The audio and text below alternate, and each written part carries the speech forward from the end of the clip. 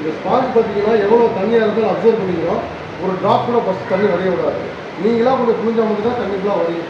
வீட்டில் கை தவிர tea coffee பால் சாம்பார் ரசம் மோர் கொட்டிட்டா கூட லைட்டாக சும்மா டச் பண்ணுங்கள், அந்த இடம் பேர் போட்டு கஞ்ச மாதிரி ஆகி போயிடும்.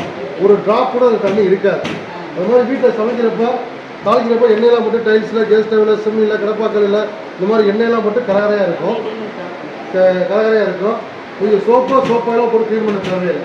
ஸ்பாஞ்சை வெறும் தண்ணி நல்லா புழிஞ்சிட்டு லைட்டாக ஸ்மூத்தாக தொடங்க. அந்த டைல்ஸில் கேஸ் ஸ்டவ்வில் சிம்மில் கிடப்பாக்கல்ல உள்ள எண்ணெய் கரையப்பெல்லாம் அப்படியே எடுத்துரும்.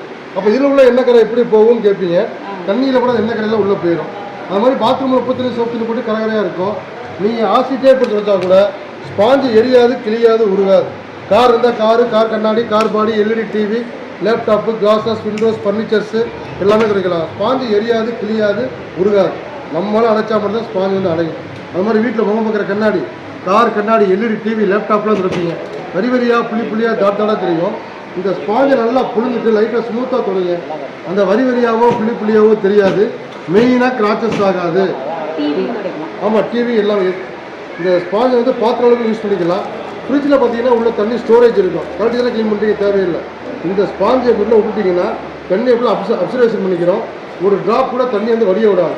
துடைச்சி கொண்டு வரும்போது தண்ணி வடிய விடாது. நம்ம எப்போ கொண்டு புளிகிறோமோ அப்போ தான் தண்ணி மிக்ஸ் ஆகி லைஃப் லாங் யூஸ் பண்ணிக்கலாம்.